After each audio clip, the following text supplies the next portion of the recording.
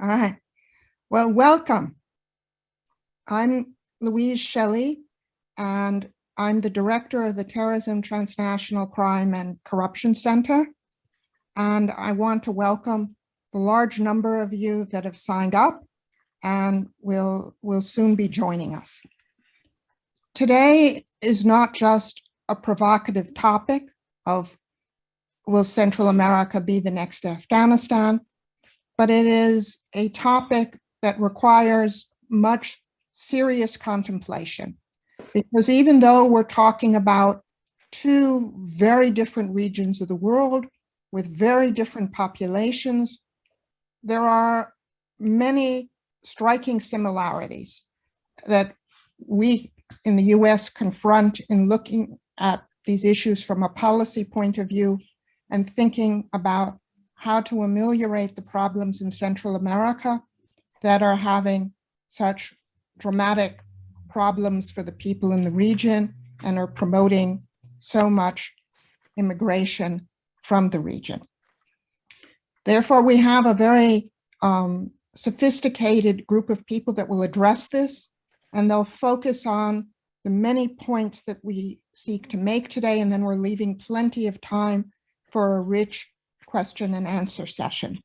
So we're going to talk about corruption in the illicit economy, the problems of rule of law, the situation of women, the capital flows that are leaving the region, what civil society is doing, the problems of the targeting of reformers and people who are trying to keep the rule of law. So many, many important issues, many of them that we have seen in reference to Afghanistan and how much we're ignoring this problem of corruption that many of us think of as the 800-pound gorilla in the room. This panel was organized by Dr. Claudia Escobar, who is a distinguished visiting professor at the Schar School of Policy and Government, and we're thrilled to have her as part of TRAC. But I will introduce the three speakers in the order of their remarks, and then we will start the presentation. Each of them will talk about 10 minutes. We are going to keep all of you muted and then allow for a very vigorous discussion of the problems of the region and the parallels to Afghanistan. Our first speaker is retired Ambassador Steve Mcfarland, who has actually had high-level positions both in Guatemala and Central America and in Afghanistan. He worked in the US Foreign Service for over 37 years, mainly in countries engaged or emerging from conflict. He headed Embassy Kabul's law enforcement and rule of law efforts, and he was a visiting assistant professor at the National Defense University. But also he was ambassador to Guatemala in 2008 to 2011, where he led the embassy in strengthening democracy and the rule of law, including partnering with the Guatemalan government and the International Commission Against Impunity in Guatemala, called CICIG, that worked on corruption prosecutions and law enforcement. And he played a critical role in the 2010 replacement of the Attorney General, which opened the way to major human rights prosecutions. He will focus then on setting the comparative context. Then we will have Dr. Claudia Escobar, who we're proud to have with us now, who had to relocate to the United States after threats and intimidations for her work in the judiciary in Guatemala. She's now the executive director of Be Just, an organization that promotes the rule of law by strengthening the institutions of the justice sector and supports anti-corruption initiatives and respect for human rights. She received the Democracy Award in 2017 for her commitment to fighting impunity and corruption. She was later honored by the Harvard Women's Law Association and Harvard Law in the exhibition Women Inspiring Change. And she was selected by the National Endowment for Democracy to join the Reagan Fussell Fellows Program in 2016 and 17. While in Guatemala, she served as a judge in the Court of First Instance and later in the Court of Appeals, and was and courageously fought against corruption efforts in that position, which has led to her necessity to leave Guatemala. And now the third speaker is Adriana Beltran, who we've been thrilled to have involved with us at TRAC in the past and promote discussions with civil society. She has been deeply involved in the advancement of rule of law and social justice in Central America. She has now been recently assumed a position at the Seattle International Foundation, which works on Central America.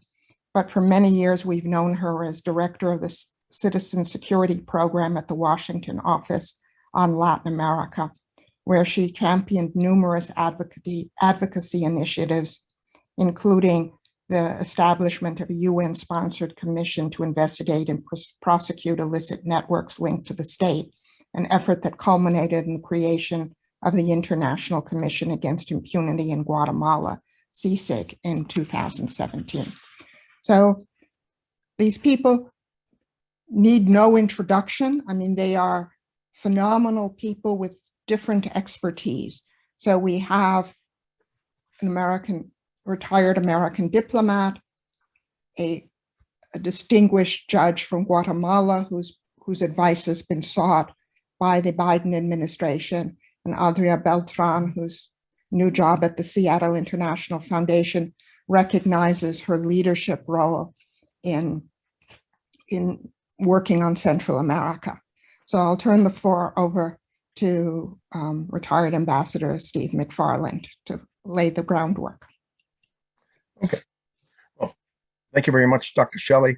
And it's a pleasure to join my colleagues, my friends, Dr. Claudia Escobar, Adriana Beltran on this panel. Pleasure to be able to speak both to all of you who are listening and to be able to speak with you later in question and answers. So the comparison of Afghanistan and Central America, definitely provocative, and I think really on target. There are, of course, huge differences between Afghanistan and Central America, the most notable being that there was a real shooting war going on until recently in Afghanistan. The ones in Central America had largely ended several decades ago. But there are some real striking similarities, as Dr. Shelley mentioned. So here I think is one of the key questions, which is, does the U.S. defeat in Afghanistan, and it was a defeat, does that mean that the United States will, for similar reasons, lose what it is trying to achieve in Central America? I would argue that no, it doesn't mean that, but that doesn't mean the United States couldn't lose in Central America, because it could. And I would go so far as to say right now the United States is losing. And so I think if the United States is to try to address these issues in Central America more effectively for its own benefit, and I would argue for the benefit of the millions of people who live in Central America, it needs to draw upon some of the lessons it learned from its bitter experience in Afghanistan and Iraq, and from earlier decades in Central America. That is particularly true if we are to push back against the significant problems in Central America of growing authoritarianism and kleptocracy. Democracy is under siege worldwide. Certainly that's the case in Latin America. I would argue that in Latin America, we passed peak democracy probably 20 years ago. And I think nowhere in Latin America do you see with greater clarity the slide towards authoritarianism and dictatorial rule than in the northern countries of Central America, which would be Nicaragua, Honduras, El Salvador, and Guatemala.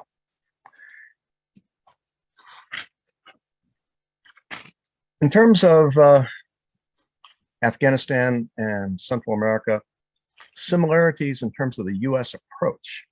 One would be, I'd argue, US triumphalism. And Afghanistan, the US defeated the Taliban militarily in 2001, certainly by early 2002. And it failed to comprehend how serious the ensuing political struggle was to consolidating its gains. So the US got distracted by Iraq. As corruption began, it failed to confront it. And then when corruption became endemic, and really you had a kleptocracy, it found itself unable to respond effectively. And corruption ended up being not the only reason for the US and Afghan defeat, but certainly a large contributing reason. In Central America, the US also suffered from triumphalism. We believed in the 1990s that the several peace processes, the openings towards democracy, later on free trade agreements, arguably better respect for human rights, beginnings of openings for minorities, were self-sustaining, that no one in his right mind would try to veer away from a democratic model, and no one would try to shift from a genuine free market economy towards a crony capitalism model. Of course, that was dead wrong. I think another similarity was that the United States genuinely underestimated how difficult it is to develop and to support rule of law, independent judiciary, and certainly rights for women and minorities. I think Afghanistan was much the harder case, and resistance to justice and opportunities for women and minorities, far from being limited to the Taliban, often included significant sectors of the forces the United States was allied with, including in the government. And it is, in fact, in the Afghan concept, particularly difficult to come up with independent justice. That said, there clearly was a demand for justice, and it is very sad that it was once again the Taliban who seemed to offer a more credible offer of justice out in the countryside, as it had in the 90s when it first came to power, than the government the US supported.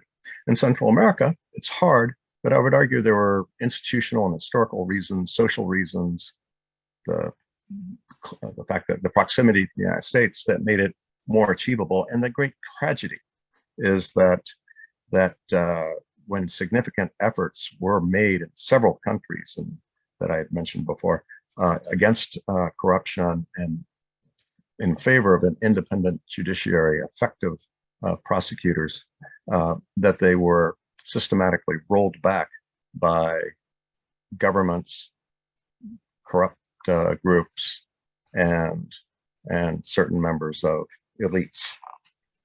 It didn't have to be that way, but it was, but it happened.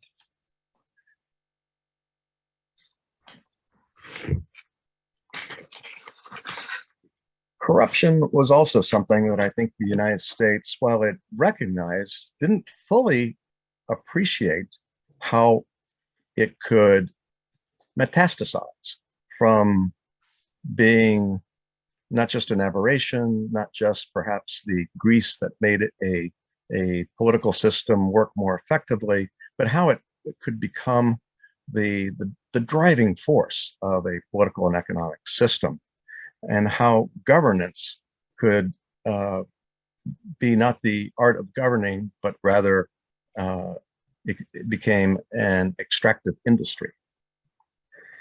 And when you cross a certain line, and I think that line was not only crossed in Afghanistan, but has been crossed in the four northern Central American countries, self-protection for groups and parties that benefit from corruption requires control of the judiciary. It requires control of the government, and it requires, and this is alarming, control of the political process itself to make sure that no threat emerges.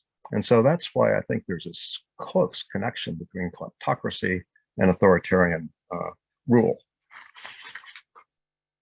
I think one lesson from Afghanistan is that the US failed to draw a red line on corruption, as it had actually in Central America and El Salvador in the 80s on death squads. It was willing in El Salvador to say, if you don't do the following steps to cut this out, we are going to cut off assistance. It was a credible threat. It was believed, and at least in the immediate case, it worked. We never went that far in Afghanistan. Karzai in Afghanistan felt that the United States needed to be in Afghanistan more than Karzai in Afghanistan needed the United States. That's a very dangerous situation. And I believe that several of all four of these governments I mentioned and certain members of the elites in those countries believe the same thing, that the United States needs Central America more than Central America needs the United States. They're convinced of this. But the other lesson from corruption in Afghanistan, which those in power in Central America would be wise to heed, is that corruption, while it's perhaps lined some pockets and allowed certain groups to exert control, these people, by supporting corruption, ensured the defeat of their government and may literally have ended up digging their own graves. The people who are defending corruption, by and large, take a rather short-sighted and incomplete view of what is going on in their countries. What should the United States do in facing this situation? I think the first thing is what it should not do, and it should not be overconfident. This is, like in Afghanistan, a asymmetrical contest. Granted, there's no shooting at this point in Central America, but it's an asymmetrical contest that is fundamentally political. And the United States right now is losing. And governments and elites in the region are betting that the US is a power in decline and that it is a paper tiger. One consequence of, if you're losing, then the traditional US approach of, well, let's look for small incremental gains, and over time, time is on our side and we'll come out ahead. That doesn't work here. We're losing. Time is not on our side. Incrementalism will most likely not add up to anything that will fundamentally change the dilemma that those who support democracy and rule of law in Central America face. The other is business as usual. And I would say that I would give the Biden administration good marks for making clear. They certainly made it clear in the latest iteration of the Engels list vis-a-vis Guatemala and El Salvador that it's not business as usual. I think when you put on that list the Supreme Court of one country and the Attorney General of another, that shows that the United States understands that it's that things have to change. This, I think, the The other thing that the U.S. has to keep in mind is that the governments in Northern Central America and elites, no matter what they say, and they always insist that they agree with us on democracy and rule of law and anti-corruption, they are in fact systematically blocking and undoing improvements in these areas.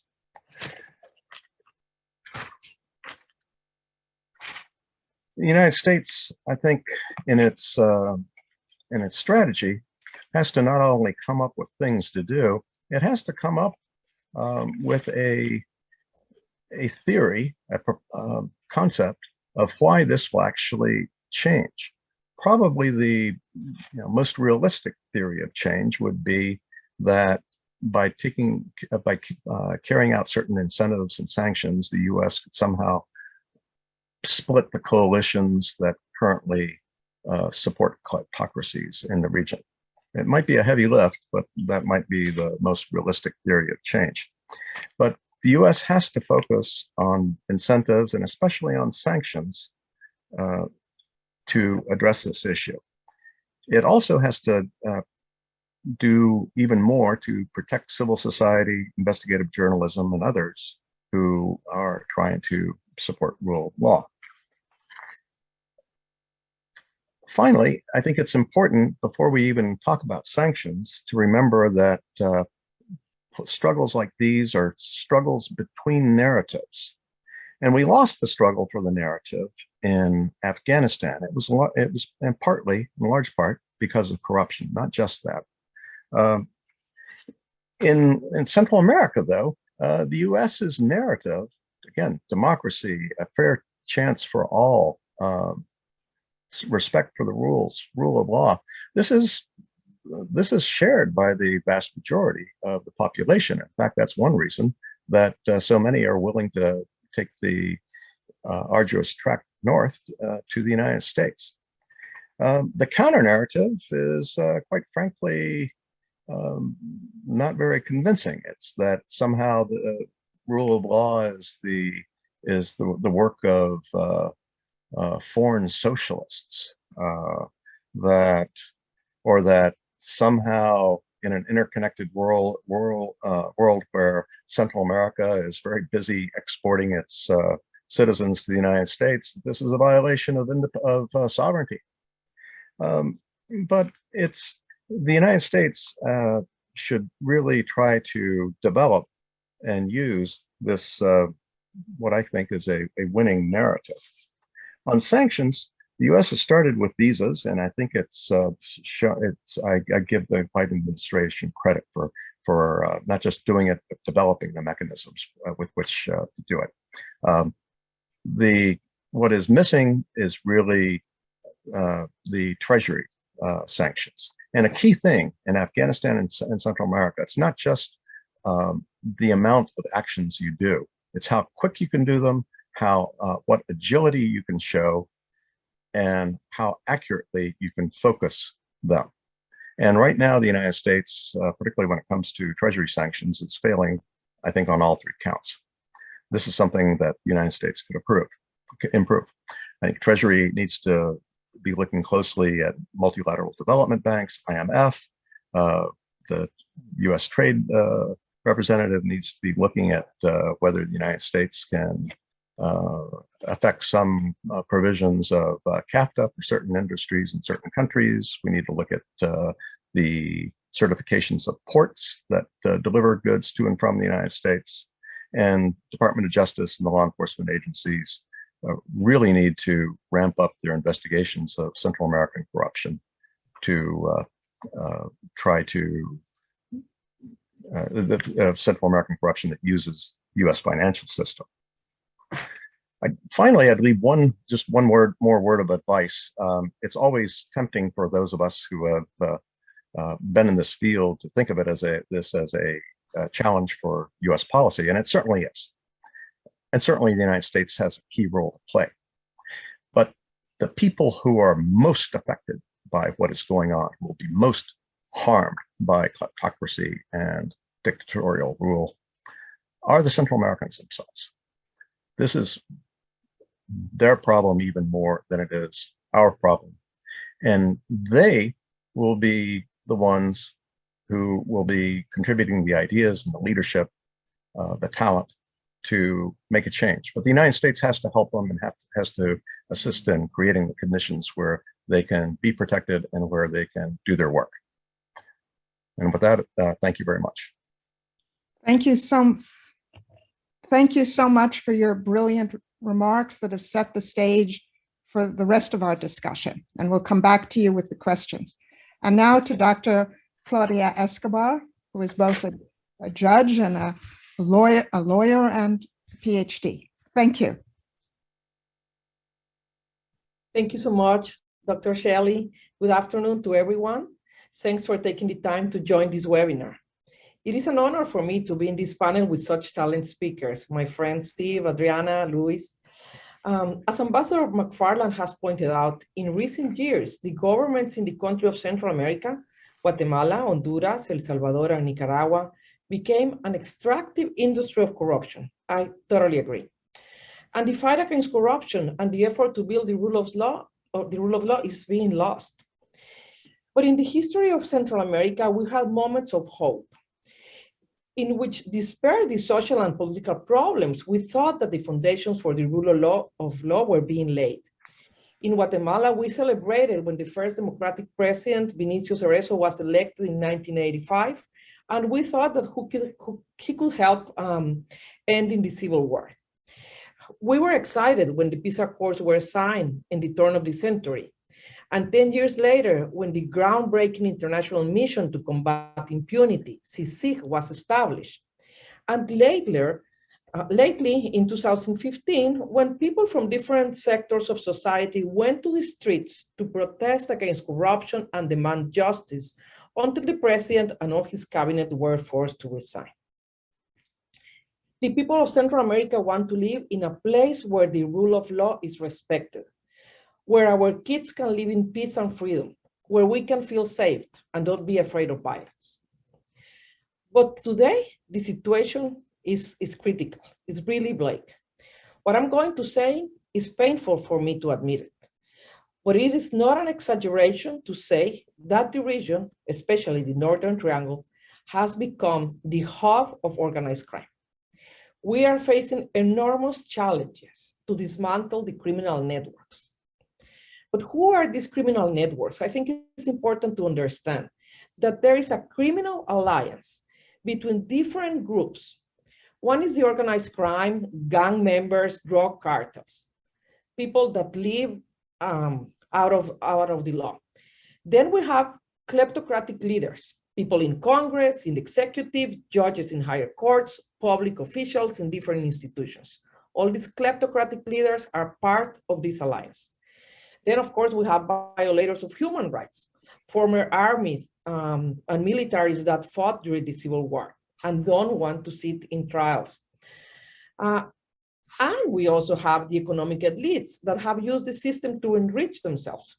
They don't pay taxes, they are able to influence in the regulations in the Congress, so they also are part of these criminal networks. And of course, we have other powers and players who benefit from impunity and the lack of the rule of law.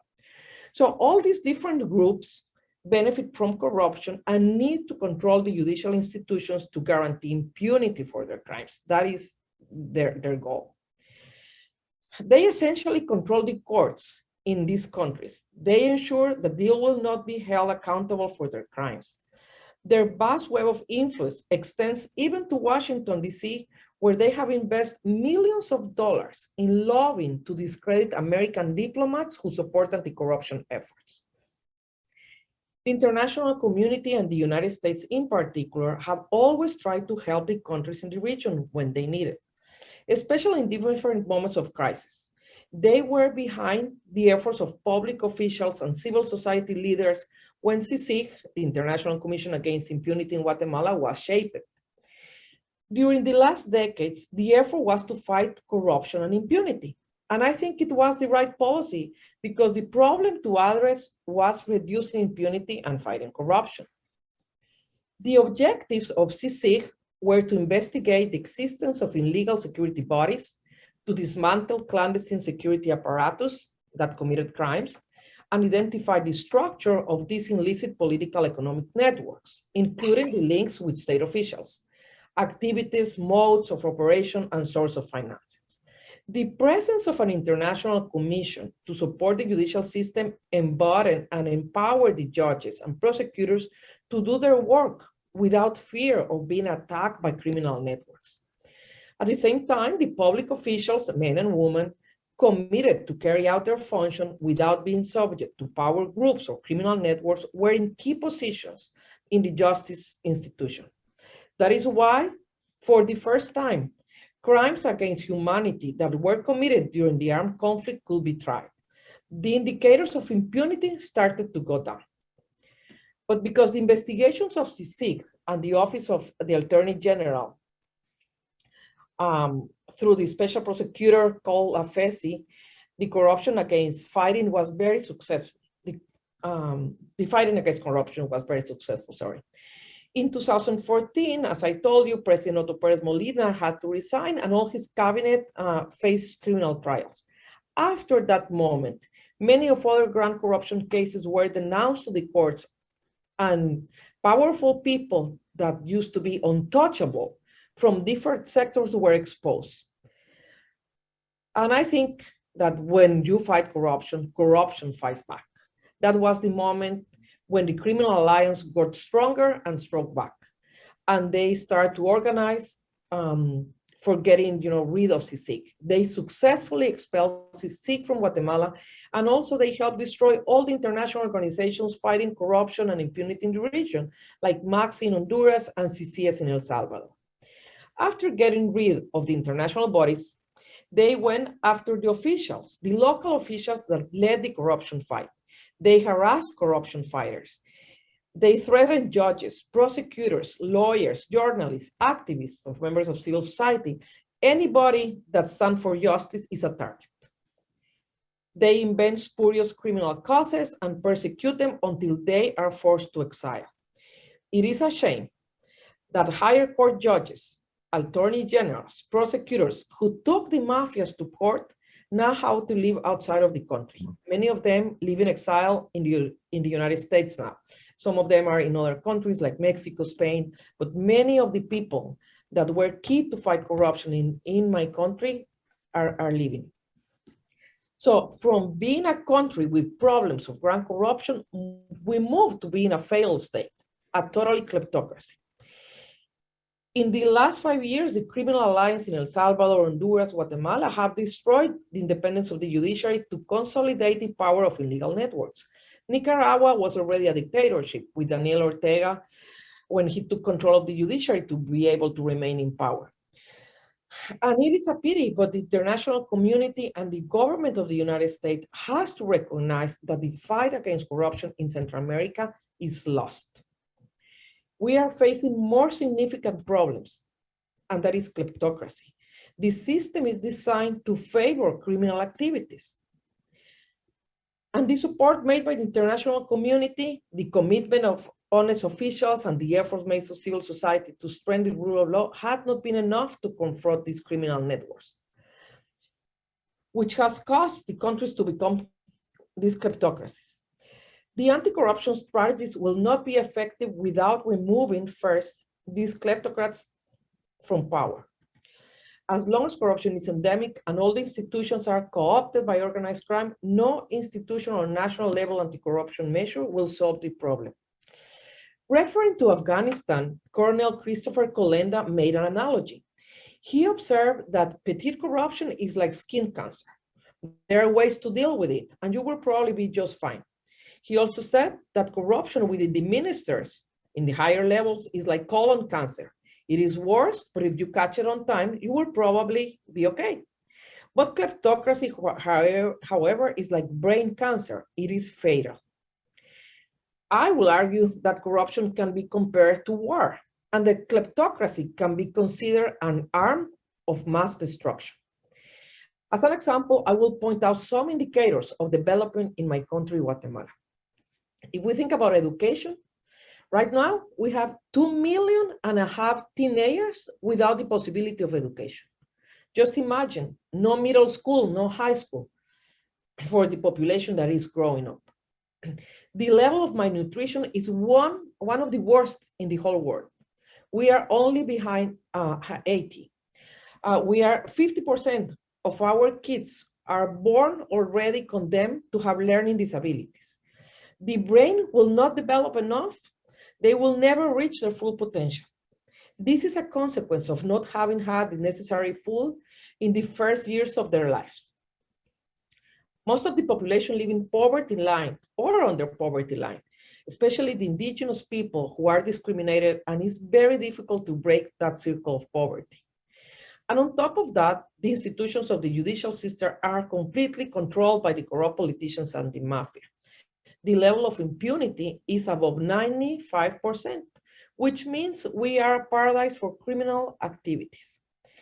Any possible change that can be made to promote the rule of law is destroyed by kleptocrats because they want to maintain the control. They will defend the status quo with all the resources we have.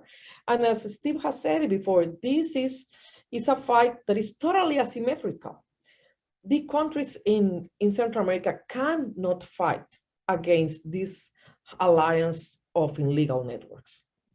That is a tragedy, and is why we should consider kleptocracy as an arm of mass destruction. They destroy the whole country, and kleptocrats should be punished as perpetrators of crimes against humanity. I really think that we have a task to do to consider corruption a violation of human rights. And what can we do? From my point of view, there needs to be some urgent measures that the United States could do to break this criminal alliance between influential sectors. Breaking this alliance is vital to advance any US policy in the area. The traditional private sector could, if they have the right incentives or if they are pressured, comply with the regulations and be a partner for the transformation of the region. Right now, they are more aligned with the illegal elites. The United States could also help build stronger independent judiciaries and prosecutor office. The international community could help establish objective and innovative tools to screen lawyers that want to be elected in higher positions in the justice system. Only people without links or to legal networks could participate in the process of election of judges, of magistrates, of attorney general. The next year is going to be a key year for elections of higher courts, of attorney generals, of prosecutors, and I think it's important to put attention to this. And at last, I think that the task force for Central America that the administration of Joe Biden announced needs to start working fast. They need to help the corruption fighter in those countries to recover the institutions and reconstruct the rule of law in Guatemala, in Honduras, in Nicaragua, and in El Salvador. Thank you. Thank you so much, Claudia. And we can hear and understand why you are so admired for your courage, your human rights activism, and your defense of the rule of law. I'll turn the floor over to Adriana Beltran, who is also an incredible spokesperson for civil society in the region. So, thank you so much, Dr. Shelley. It's really a pleasure and an honor to be here with my friends and colleagues, Claudia, Luis, and Stephen. I'll try to be brief, looking at the time, as a lot has already been said, and to leave enough time for questions. But as Luis said, I recently joined the Seattle International Foundation. We're a private foundation that works on good governance and equity in Central America by supporting the rule of law and the strengthening of civil society.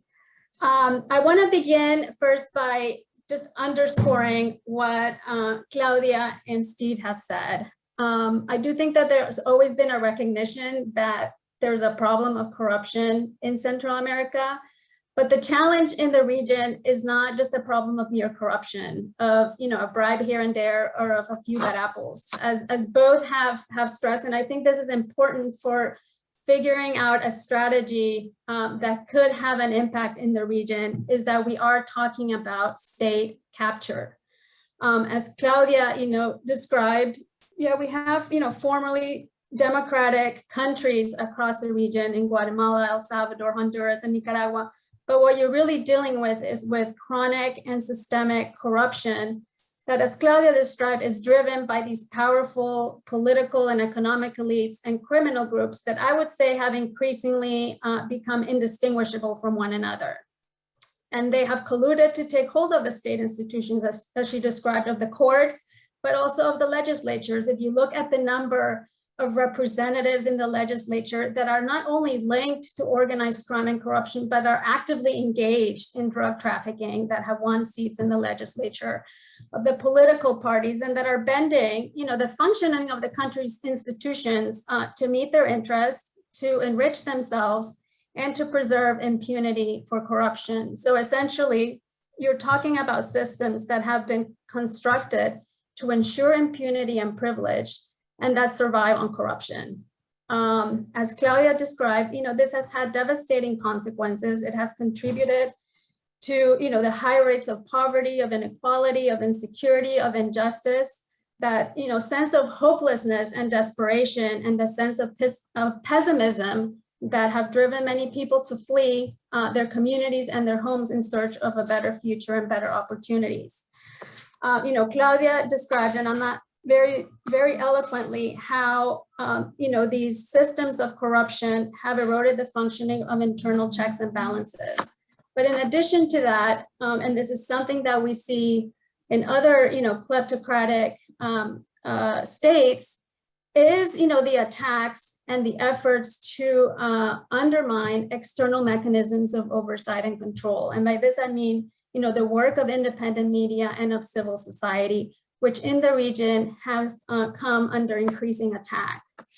Now the region, doesn't lack a robust pro-reform civil society sector and independent journalists. And in fact, they have played a critical role in uncovering, cases of grand corruption, in pushing for key reforms, calling for greater accountability. As Claudia described, in 2015, you had massive mobilizations in Guatemala that inspired mobilizations in Honduras. And I would say that, in fact, many of the proposals, in fact, the creation of CICIG, the creation of MOXIE, were driven by initiatives that were proposed by civil society. But these elites, as Claudia described, have pushed back. And what you've seen is, a weakening of the work of independent organizations and journalists, especially those that are dedicated to the fight against corruption, the work of human rights, environmental rights, and those that are defending traditional indigenous and Afro-descendant cultures. And these attacks, like we see in other settings, have taken different forms. This has included, deliberate harassment and threats to silence their voices. In Guatemala, for example, attacks against human rights defenders are at a 20-year high.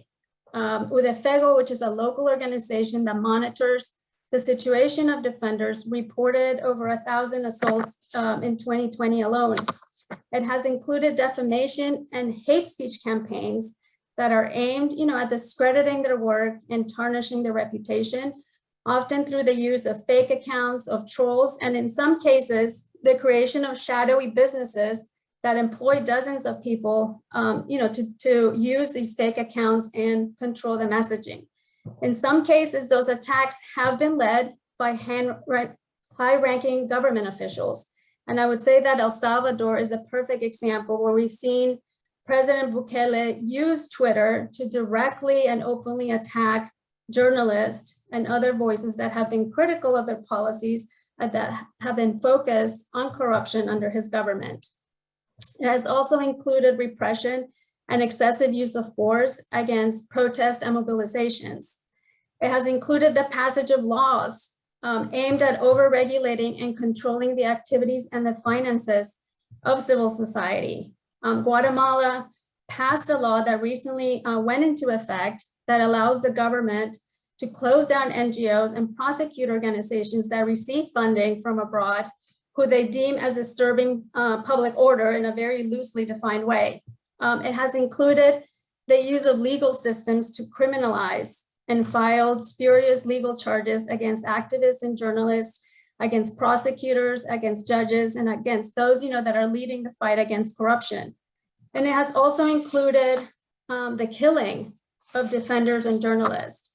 In a study that we had conducted, while I was at WOLA, we found that in Honduras, between 2014 and 2017 alone, 141 defenders had been killed.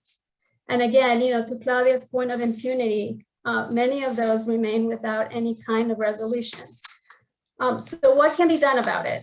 And as Steve mentioned, as Claudia underscored, we cannot ignore the fact that this state capture, this grand corruption, is one of the main factors that will determine the fate of our efforts in the region. And as long as these corrupt networks, these corrupt groups continue to protect and profit from the status quo by constructing these systems of impunity, they will continue to shape conditions in their countries. And I mention this because, I do recognize that the Biden administration has said that they will prioritize corruption in the region. But I do think that we need a sustained long-term strategy of unilateral, bilateral, multilateral measures that really prioritizes in the long term. And that every agency needs to be working toward that same goal and dancing to that same tune, because this has not always been the case. I would say in the past, priorities of the US government have shifted, either because of environmental disasters, security concerns, organized crime, focus on counter narcotics, most recently migration. I would say that, in the past, and you've seen this in both Republican and Democratic administrations, we've turned a blind eye to corruption. We have partnered and supported malign actors and prioritized other issues while, corruption spiraled out of control. I agree, and second what Stephen had said in terms of defining a carrot and stick strategy, and that should include making full and well-targeted use of all the tools at our disposal, of ensuring, that the administration uses sanctioning authority to isolate individuals that are engaged in corruption and undermining democratic governance. In a region like Central America, I think this will have an effect, particularly because members of the economic and political elites do care about their public image and frankly, their ability to travel, to study, to shop, and to do business with the US. And I agree with Stephen, it does require beefing up the capacity of Treasury to really focus on these cases. But I would also say that it does require not just targeting government corruption and these kleptocrats in government, but it should include in a corruption perpetrated or enabled by private individuals.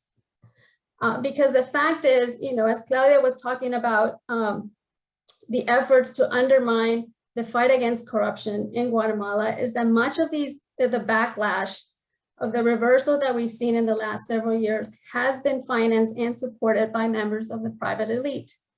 And that we need to focus efforts on how do we break those alliances in order to diminish the influence and the resilience of these networks. That should include, as Stephen mentioned, a review of CAFTA-DR, of the level of compliance of these governments in meeting issues of anti-corruption, human rights, labor rights, and environmental protection, and how do we strengthen those measures in this agreement. It should also include, ensuring that anti-corruption mechanisms and conditions on anti-corruption are included as part of not just our assistance, but of the loans that are provided by the multinational financial institutions. The countries of Central America rely very heavily on loans and aid from the IFIs. So it is important, that we ensure that there are mechanisms that guarantee that that money is not being given to individuals or to companies that have been associated or supported, facilitated, or benefited from corruption. And I mentioned this because in the case of Guatemala, there was a recent loan that was provided by the IDB that went to a Guatemalan company whose leadership had been investigated by CICIG for acts of corruption. The certification of the ports that Stephen mentioned. It should also include strengthening collaboration, information sharing, and the capacity of local prosecutors and special tribunals where there is clear commitment, as Claudia mentioned. And it should be accompanied by bolstering efforts domestically to help go after these networks. There have been a number of extraditions to the US that can open up more investigations into these networks. Or investigations that can be done here in terms of money laundering or assets that have been purchased by these networks because of corruption. As Claudia mentioned earlier this year, the Biden administration announced the creation of an anti-corruption task force of officials from DOJ and other agencies that were initially aimed to help local prosecutors advance these cases. I agree with Claudia that it needs to move very quickly. Based on recent developments, we hear, that the US wants to move forward, but without the support of the Central American governments, given the backlash. I think this is good. I think they need to move forward. And I think there's a lot that, again, that can be done domestically to push investigations here and to go after those assets that have been obtained in the US by corrupt officials and individuals from Central America. And lastly, it should, provide support to bolster the capacity of civil society and independent journalists. At Seattle International Foundation, we've been supporting a new initiative, the Center to Combat Corruption and Impunity in the Northern Central America, which is an international platform of different organizations from each country that want to carry out investigations into alleged grand corruption, monitor government expenditures, and report on progress in holding perpetrators of corruption accountable. And efforts like these should be backed by the US and by other donors. And lastly, that support for civil society needs to include protection and providing a safe haven, given the number of prosecutors, of judges, and activists who are threatened and who have been forced into exile. There are programs, for instance, to get people out of the country, but we've had numerous prosecutors from Guatemala that have had to leave, that have no real support for ensuring their protection, their safety, and their well-being, for more than a few months. So I think there's a lot. These are just a few ideas, but I think there's a lot that can be learned from the past in order to be able to support successful efforts at addressing the state capture and kleptocracy that my colleagues talked about in the region. Thank you.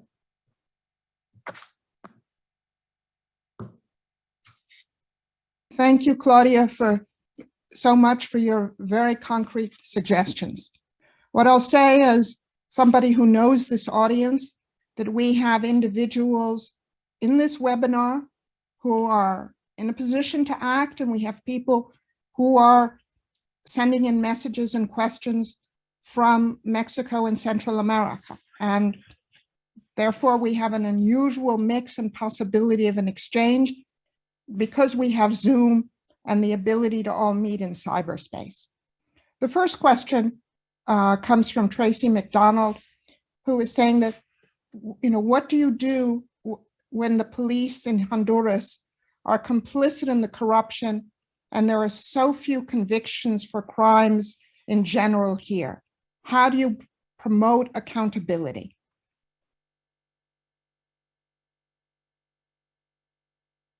Claudia, do you want to take that one? Yes.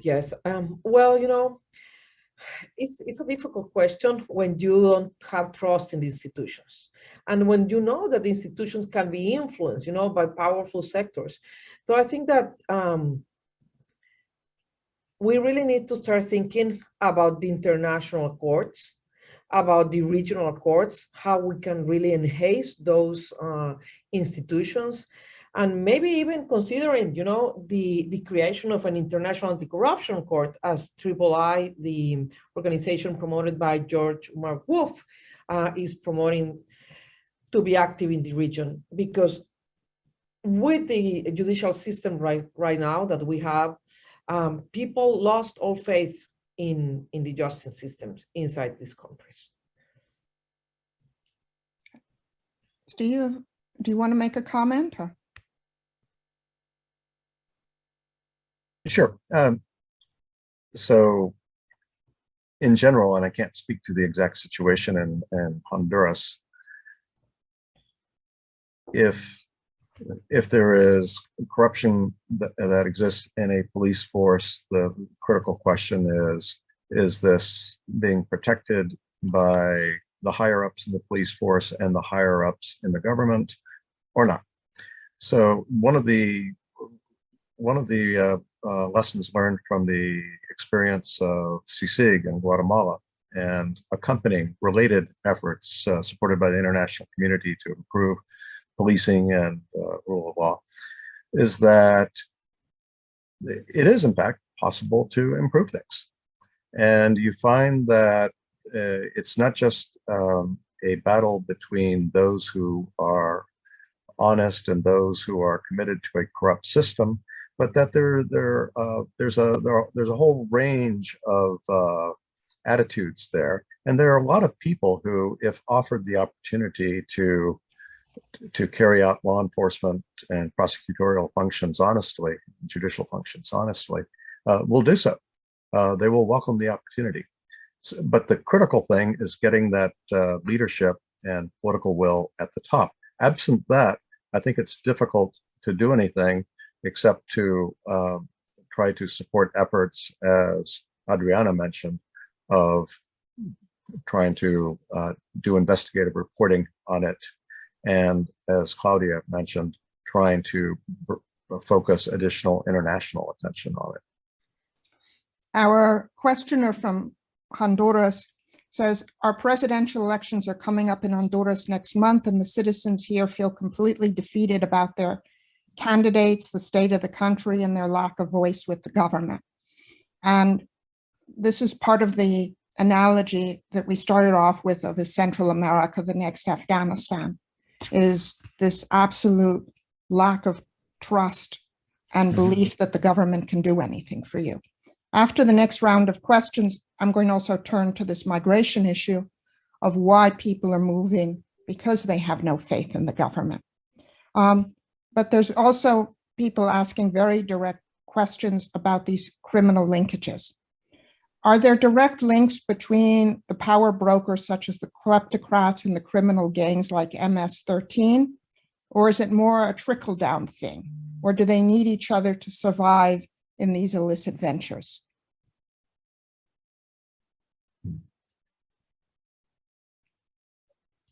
But I know that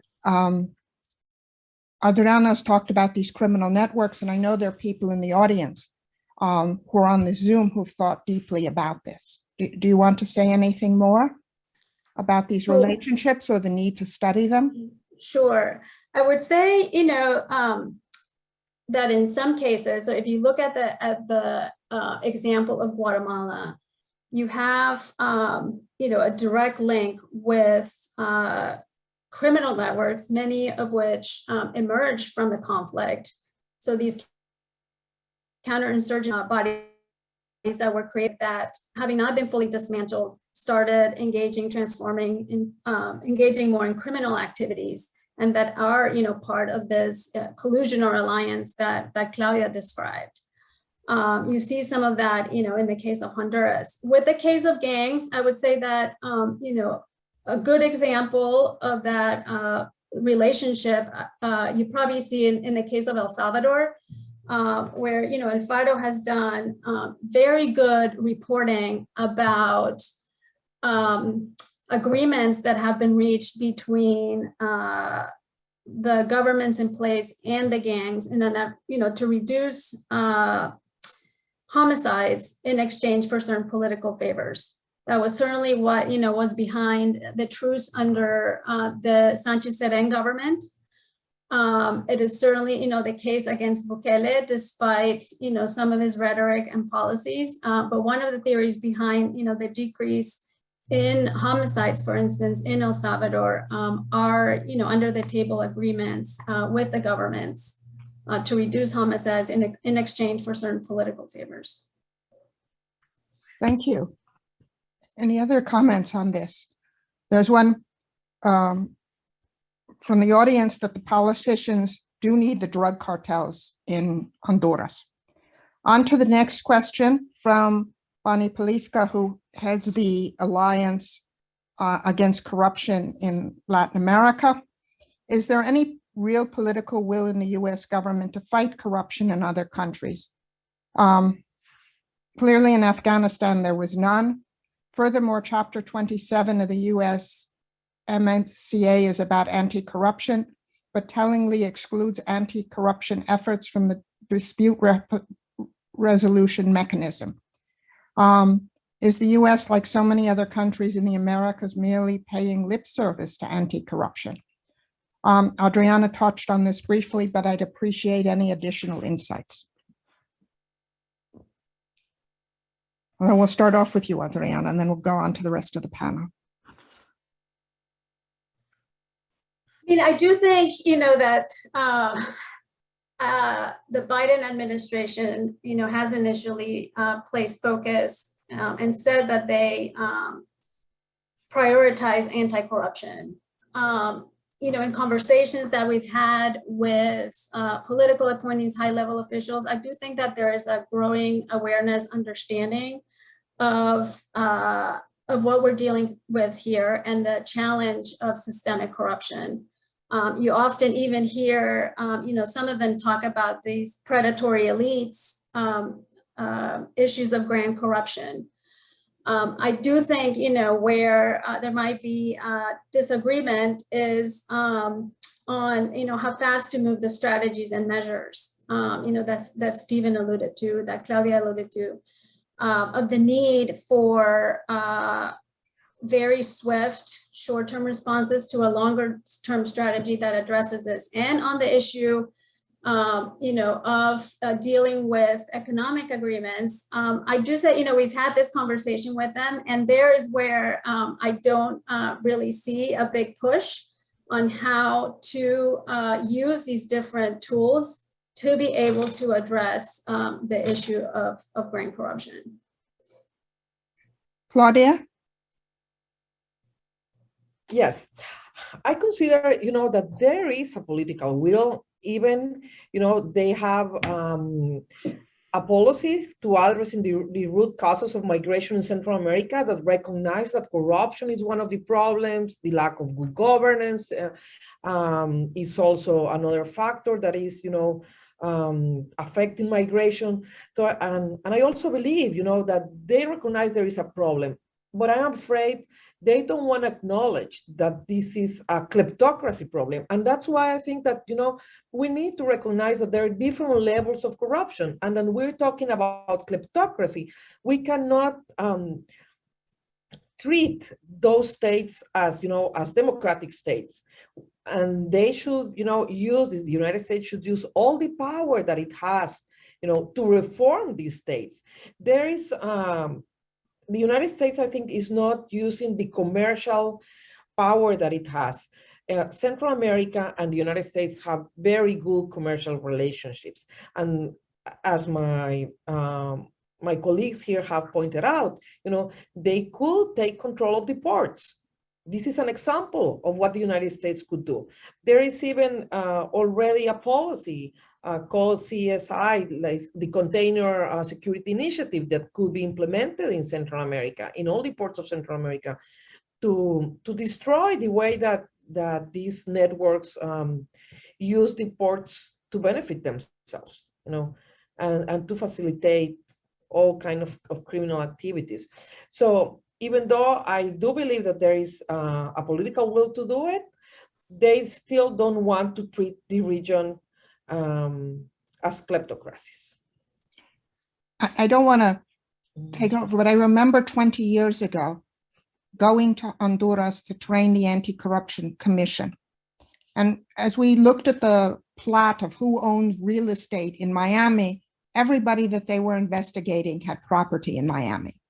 So as Adriana was talking about, there are ways that we have to go after these assets in this country, and they're increasing tools in the tool basket these days because of all the efforts that Congress is making against anti-corruption. So the situation, I would not say, is hopeless, and there are more anti-corruption measures going into the National Defense Authorization Act that's going to be passed.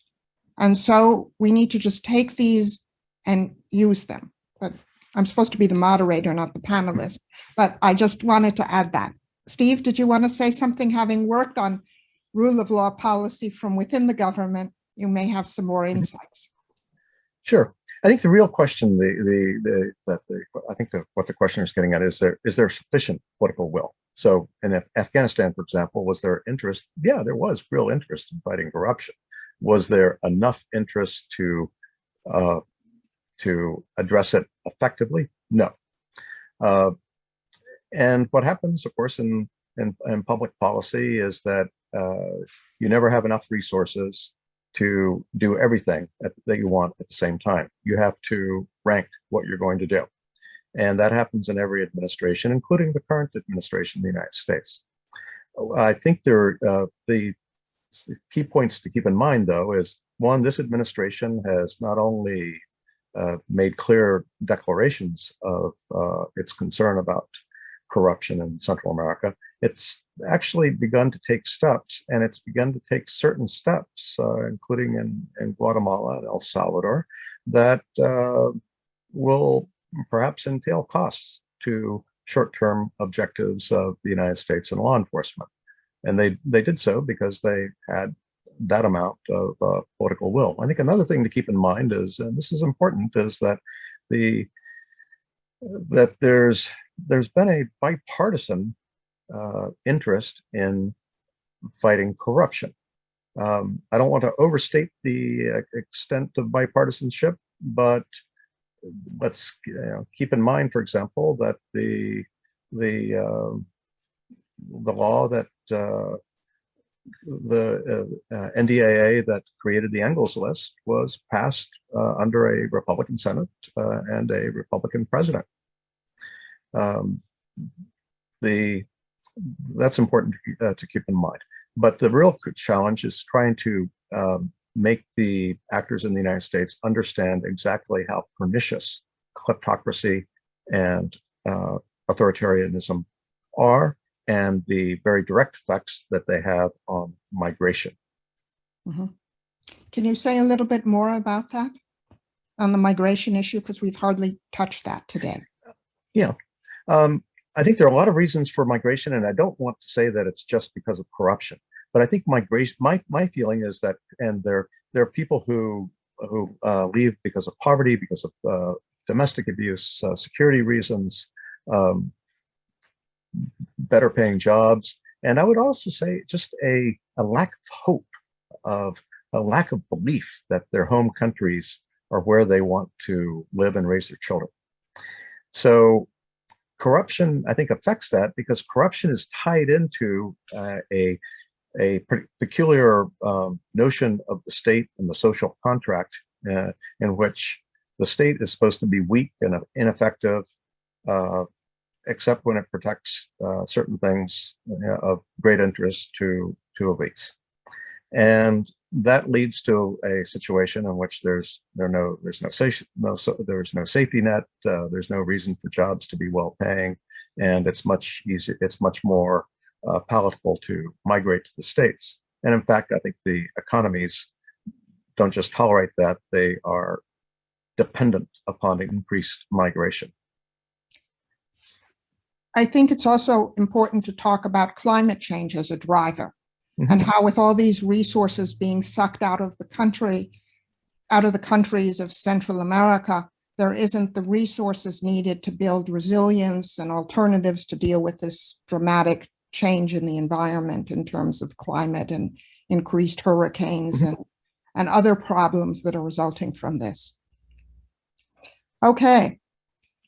From Guadalupe Correa Cabrera, our colleague in the Schar School, who writes on migration and human trafficking, what should be the priorities in order for the US in this region? Adriana, I know she wanted to, if you can just sort of prioritize priorities, and then Claudia can say some more, but that was your piece particularly. Okay, that's priorities. I do think we need to be very clear about our objective and what it is that we're trying to accomplish. And that's why, I always start with what is our long-term strategy, because it has shifted in the past. And these are, as we know, long-term challenges. So I think we need to be clear in terms of what is it that we're trying to achieve? What is it that we're trying to help and support Central Americans in building, more just, equitable, safe environments, and to ensure that we have a long-term bipartisan support for that agenda, because it's not going to require 4 years or even 10 years to move that forward. That includes being very clear to me that what you're dealing with here, and I agree with Claudia, is with a problem of state capture, and that will determine the success that we can have in really getting at the root of the security challenges, the development challenges in these countries. It doesn't mean that you don't support those efforts, but that we need to be clear that if we ignore this factor, it will determine the success of any administration in the region moving forward. I do think that we need to focus on how do you, not so much on aid levels, because a lot of this is a political will question. So how do we, ensure that assistance and diplomacy go hand in hand, and that we use targeted tools to be able, I think, to weaken these coalitions, these networks, to weaken the resilience and the influence of these networks? How are you able to, try to fracture them so that you can create a more enabling environment for reform? Because I do agree with Claudia and with Stephen, we're losing the battle.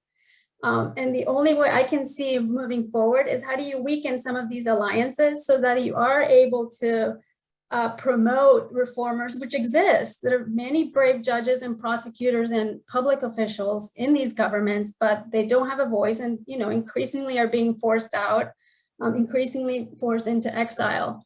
That includes also how do you support right now more than ever the voices of journalists and civil society, because right now, to me, they are the main counterweight of these networks and are increasingly under threat.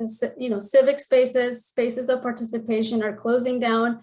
They're using laws, the legal system to go after them, threats and attacks. So we need to ensure that we, fully support them. And that doesn't mean just financially, but politically. Great. For those of you who are looking at the chat box, we have some comments on rule of law, of needing responsibility to follow the money that we're giving to the region. We have one question here on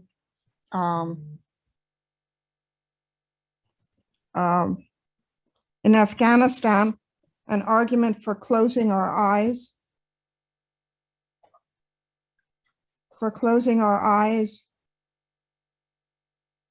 To corruption was that we depended on corrupt local actors to achieve some of the policy objectives and even for protection.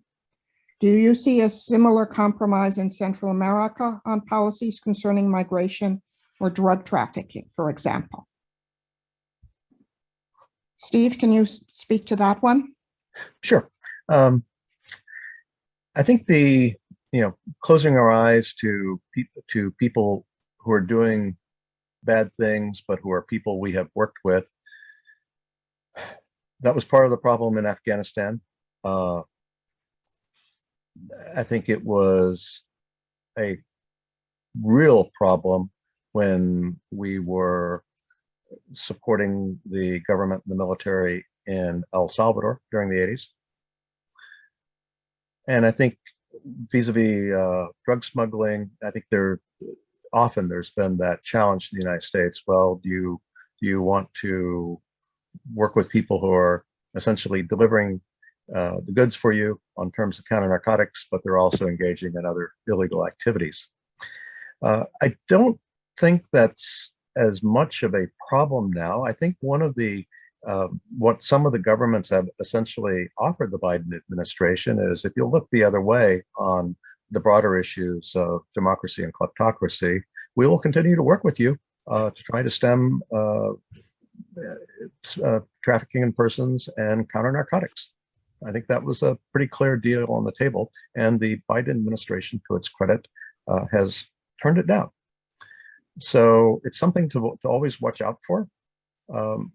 But it's not at the top of my worry list right now. But my colleagues may have a different view. Claudia, Adriana, do you want to make any comments on this, of whether the US government is turning a blind eye to this criminal activity in the name of other objectives? Now, maybe we should ask some people in the audience who work on these issues. All right, let's, David Luna has a comment on the Pandora Papers.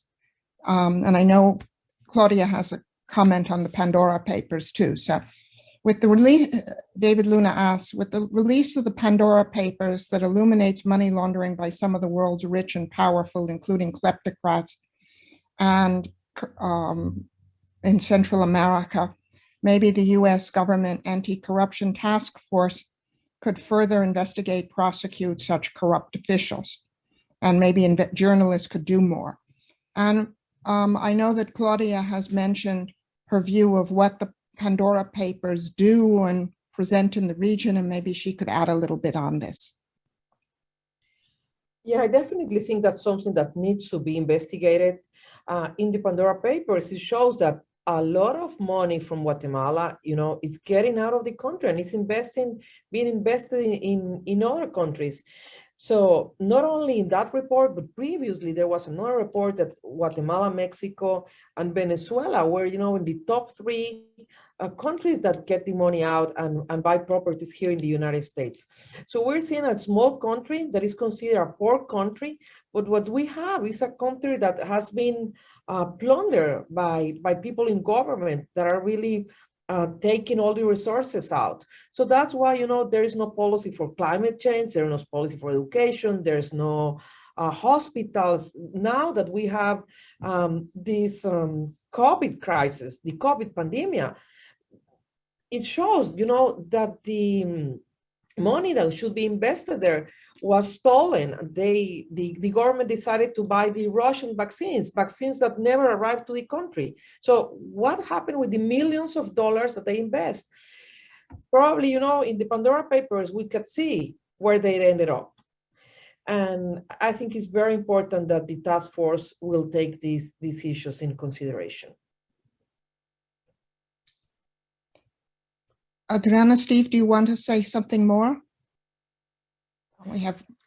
No, I mean, I agree. I think, it's, and I alluded to this, that this is an important point. And I think there's a lot of work that, the task force that has been set up by the Biden administration can focus on, that does not necessarily require the active participation of, the local attorney generals, given the current situation, at least in the case of Guatemala and El Salvador, given recent actions there. And this is a case in point of how do you you take advantage of information that is already there, of cases that have already been handled domestically here in the US, with a focus of targeting these kleptocratic networks. How through those investigations the US can help support those on the ground that are trying to dismantle and weaken these kleptocratic networks. Thank you. There's a question for someone working in the US government. We have built partner capacity for security forces, justice, and civilian agencies in Central America for many years with mixed results. What can we do better to ensure our capacity building programs build strong, enduring, and resilient institutions? And I would add, not corrupt institutions.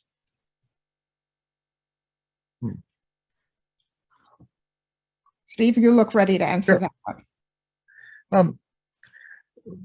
The key issue is, in terms of building partner capacity, is what are the genuine interests of those who are receiving the assistance, the training, and to what extent do they align with their stated interests and those of the United States government and the international community.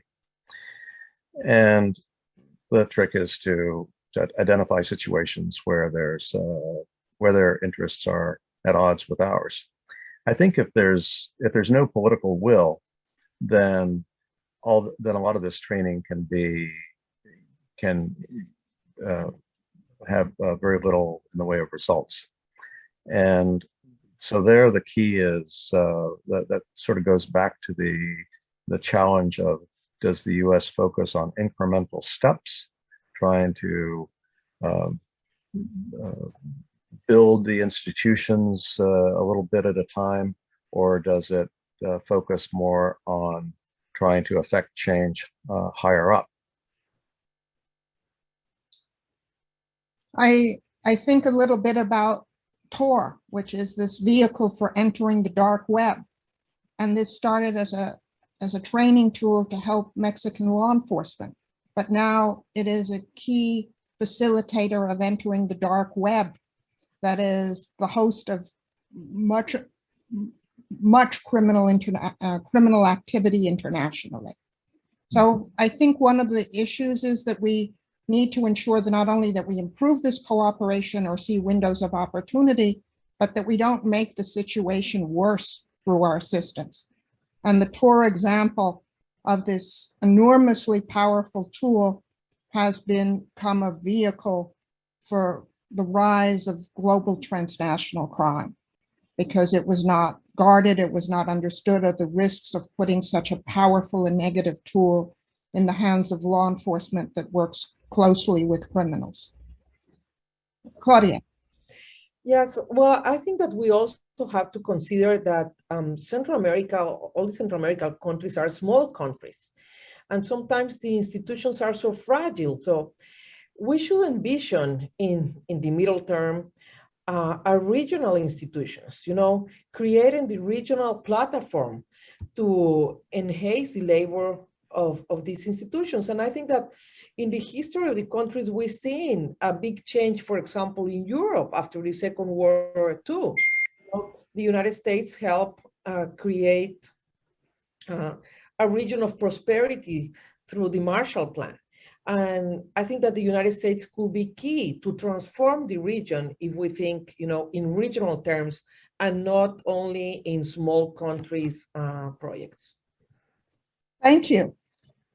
I think also you've talked importance about how Central America is much more closely integrated financially with the US than Afghanistan, which also gives a greater window of opportunity. And maybe you could comment somewhat on that, Claudia.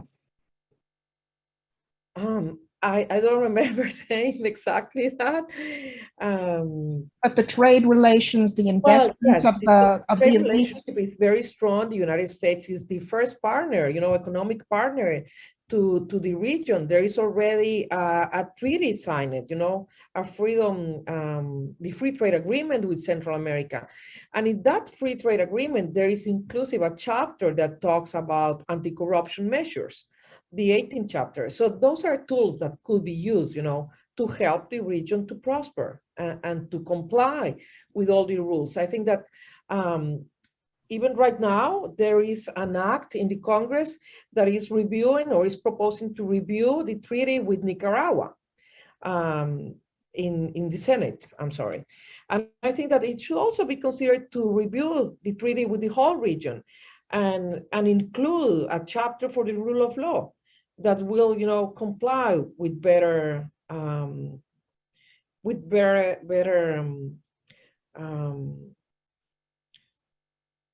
rules that could help the countries. Thank you. So I think it's very important to think of what mechanisms are in place and how financial relationships can be used and maximized. And that's a very different situation from Afghanistan, where the money flew, that exited Afghanistan, went to the UAE and other places and not into Miami real estate. Adriana, I think you've wanted to say something.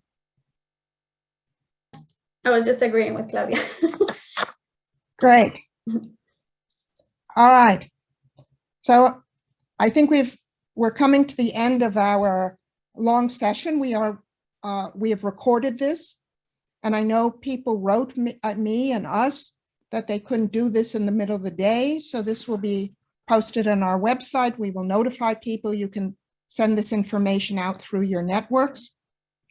And anyone who is not on our mailing list, because many of you, I know, got this through other channels, can sign up, as it says in the chat box, at track@gmu.edu. And we're sending out emails for our next event on Namibia natural resources, equitable development, and corruption. As we can see, these themes of natural resources and development and corruption are present and are very close to the heart of track. And unfortunately, these problems are pervasive, as the Pandora Papers have once more affirmed. So thank you very much to these incredible speakers, and they're just terrific insights. And I don't think there have been enough of these discussions, and there need to be more going forward. So I hope we will continue this dialogue, and we're so proud to have Dr. Escobar with us and did such a fantastic job in organizing and bringing these different voices together and helping structure an argument. So thank you so much. And we'll look at the chat box and share it with you, as you've been focusing so much on your remarks. So thank you all. And we look forward to having you at another track event. And if you want to be involved as we develop, we're developing a Central America, Mexico program under Dr. Escobar's leadership with Dr. Correa Cabrera, who's on this. And so please let us know if you want to be part and more engaged with this in the future. So thank you so much, and have a good rest of the day. And let's hope we can figure out some strategies together. Thank you. Thank you. Bye-bye.